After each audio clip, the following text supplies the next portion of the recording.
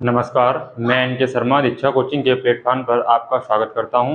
दोस्तों, हमें आशा है आप सभी लोग अच्छे होंगे और आपकी पढ़ाई निरंतर अच्छी चल रही होगी। आज हम लेके आए हैं 2023 अप्रैल माह के करंट अफेयर के बारे में आज हम डिस्कस करेंगे, जो कि क्वेश्चन आपके सामने है। तो दोस्तों, आज का पहला क्वेश्चन है, विश्व हीमोफीलिया दिवस कब मनाया जाता है? तो दोस्तों बच्चों, ये विश्व हीमोफीलिया दिवस जो मनाया जाता है या मनाया गया आपका 17 अप्रैल को, ठीक है। 17 अप्रैल को मनाया जाता है विश्व हीमोफीलिया दिवस।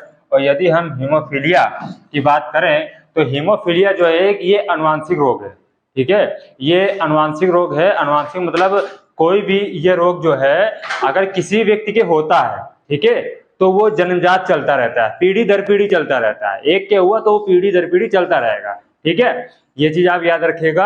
और एक चीज और है, किसी के भी यदि हीमोफीलिया रोग होता है तो इससे जो है इसका मेन कारण होता है रक्त जो होता है हमारा, जैसे कि चोट लग गई और चोट लगने के कारण जो रक्त होता है वो बहता रहता है, उसका स्राव निरंतर होता रहता है, वो थक्का नहीं जमता है, ठीक है। और तो वो जो है ब्लड नहीं रुकता, वो बराबर बहता रहता है और इससे इंसान की जो है मृत्यु हो जाती है, ठीक है।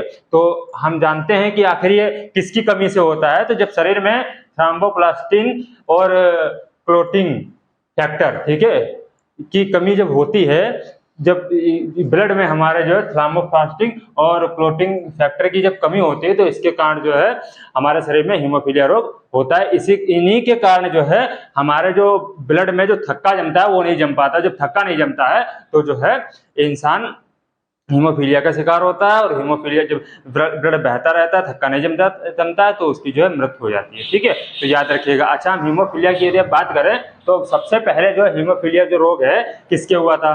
तो सबसे पहले हीमोफीलिया रोग जो है महारानी विक्टोरिया थी। आपने सुना होगा महारानी विक्टोरिया का नाम। तो महारानी विक्टोरिया थी तो उनके ये रोग जो है सबसे पहले पाया गया था, ठीक है। ये पॉइंट याद रखिएगा, इंपॉर्टेंट है। तो आज हमने जाना दोस्तों हीमोफीलिया के बारे में, ठीक है। और यदि और हम नेक्स्ट क्वेश्चन की बात करते हैं बच्चों, तो नेक्स्ट क्वेश्चन है हमारा, महाराष्ट्र भूषण पुरस्कार 2022 किसे प्रदान किया गया है, ठीक है।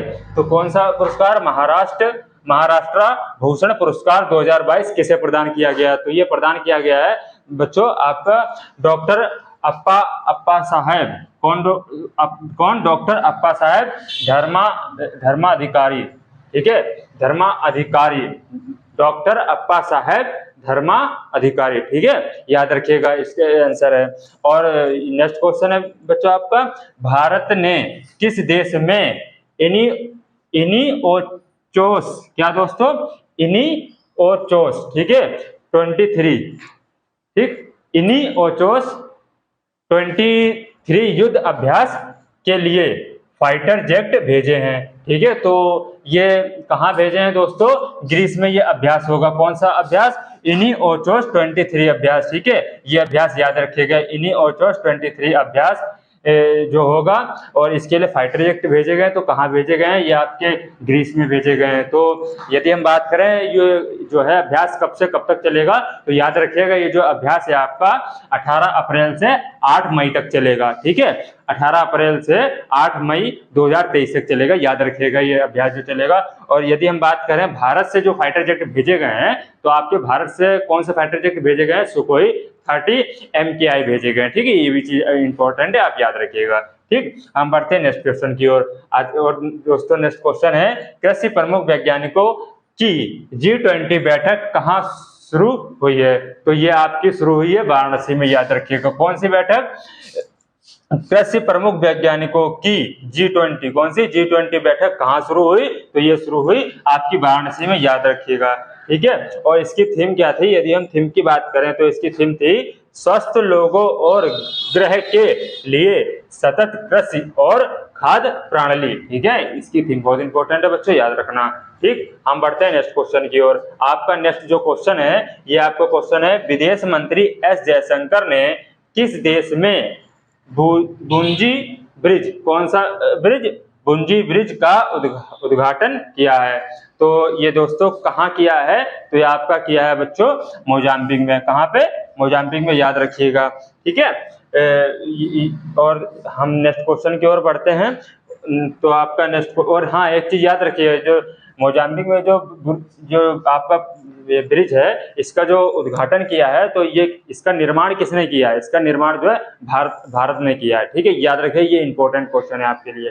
ठीक है, हम बढ़ते हैं नेक्स्ट क्वेश्चन की। नेक्स्ट क्वेश्चन है आपका, बांग्लादेश के किस शहर में 58 वर्षों में सबसे अधिक तापमान दर्ज किया गया है? ठीक है, तो जो है बांग्लादेश का जो है आपका, एक बार और क्वेश्चन देखते हैं, बांग्लादेश के किस शहर में 58 वर्ष में सबसे अधिक तापमान दर्ज किया गया? तो बांग्लादेश का एक शहर है जिसका नाम है खुलना। क्या नाम है? खुलना। ठीक है, तो यहाँ पे सबसे अधिक तापमान दर्ज किया गया। तो तापमान की यदि हम बात करें तो तापमान कितने, 58 वर्षों में इतना कभी तापमान नहीं हुआ जितना तापमान 58 वर्षों बाद यहाँ पे हुआ है। कहाँ पे?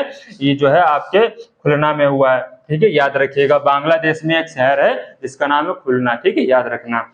और दोस्तों हम बढ़ते हैं नेक्स्ट क्वेश्चन की। आपका नेक्स्ट क्वेश्चन है कंप्रेस्ड बायोगैस। कौन से? कंप्रेस्ड बायोगैस पर 2 दिवसीय वैश्विक सम्मेलन कहाँ आयोजित हुआ है?